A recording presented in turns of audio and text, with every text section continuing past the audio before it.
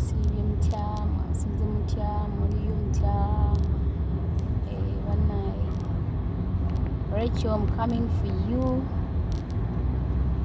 with your package bannaye mubale kutuwagira mikwano emirungi tugenda mu maaso lwa kubeera mmwe and those in Alain Abu Dhabi next week I'm coming. Yeah, I'm coming. So Jane, I'm coming.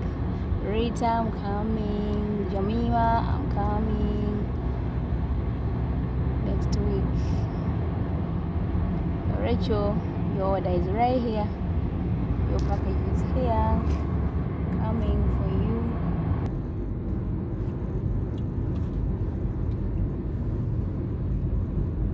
Thanks for the support.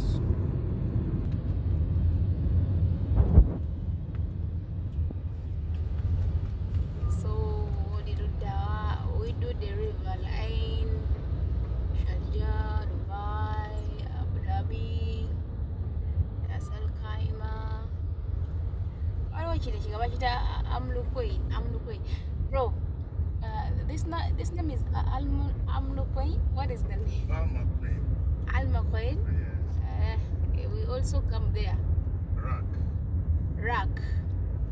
And what's the difference between Rak and Ras Al Khaimah? Ras Al Khaimah is Rak. The same, yeah. Subhanallah, Ras Al Khaimah namwe tujja mikwano. I know yali mukwano gwange Shamim ngambye Rozet netya ku Nyondo Glim njagala bizigo bannange njagala kukyalira ku nsiko I take it. So I'm just coming everywhere. Fujaira namwe sibeerabidde namwe ngenda kujja waliwo bana balijebela ali namwe ngenda kujja bakyala badde bagamba bana Nyondo Glim ffe teerabidde ate ffe bafudde ku bakyala bo kaba sweet ate nga nkubiriza abaana ab'obuwala bannaye kirungi n'ofunayo omulimu ogw'omutwe so kati twayitongoza tuyigiriza okusiba enviiri ne make-up buli kika kya nviiri kyonna ate ka ssente akasaamusaamu. We provide for you where to sleep okendeeza ku expenses za transport y'emikwano. So kirungi omuntu n'obeera nga olina omulimu ogw'omutwe tolemererwa yonna gy'obeera olaga mujje tuyiga enviiri mujye tuyiga make-up ate ka ssente akasaamusaamu kubanga nga ffe aba Nyondo Media Nyondo Glim tulumirwamu nawe Uganda munafe awangaja wano kukyeyo buli Uganda ne Uganda tulina branch abagamba nti Rozet ate ebizigo tugenda bisanga waffe bannange ffe tuli ate eno Uganda ate mwe muli eyo Dubai mikwano ne Uganda gamba bisibuka Uganda kubanga branch yaffe enkulu eri Uganda esangibwa Nyangama gonna abayetaaga osobola okutako 0775 1508 11 osobola okubako direct oba n'oweerezaako ka message through WhatsApp n'ofuna package yo n'ogenda n'onyirira n'oshanana tetwerusa oguluka gwe ngugambye bannange zijagala n'enjeruka so byonna abikola to teyesiba nnyo ku kintu kyakwerusa ekyo mikwano naye nga deliveries every day batuwa orders mumusinga endabika y'omukyala kiba kitiibwa ki owulidde ebintu ebyo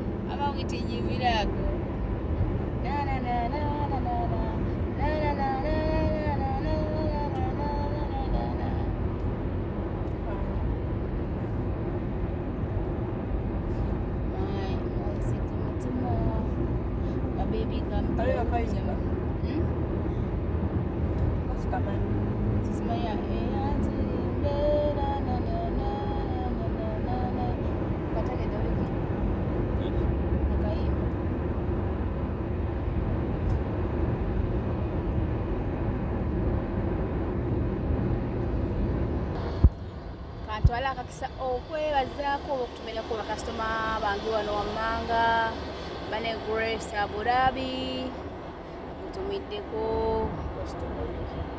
kasitoma wiki naye wesaawo wali wannaguza ku Nyondo Girimu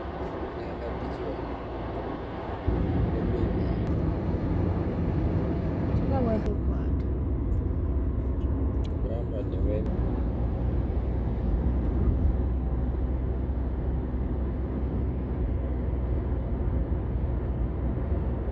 Chalawiti ni aina engeri gye yasiri yasinga Chalawiti rounded kasirika singo biseera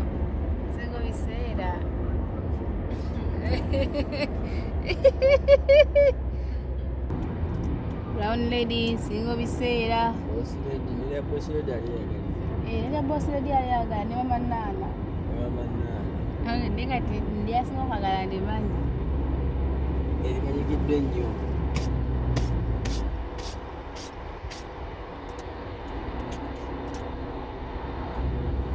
zinabulayo wazi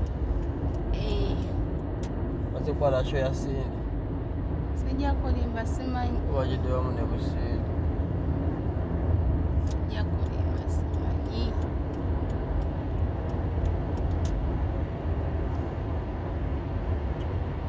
ani cross ne devotion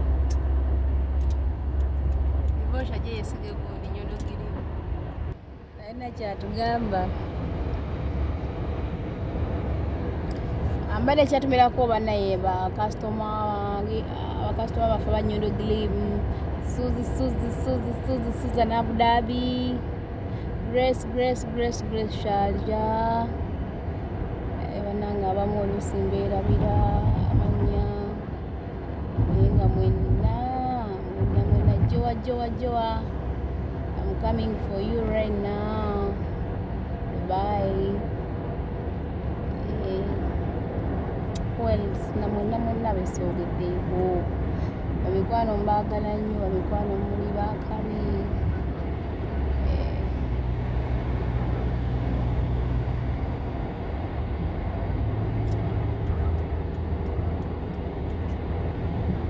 bamusinga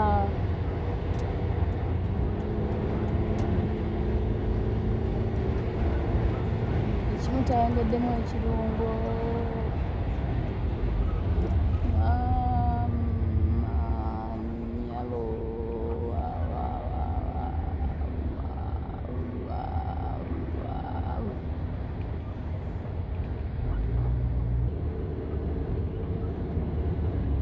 My sweet mutima, my baby come closer. Bannaye balambuza nako mikwano munagambanga Rozet yatambulanga wano wali yatawonanga tulaganga ku bifo byakabi. Dubai is a very beautiful country. It's a very nice country. A polite country with full of security.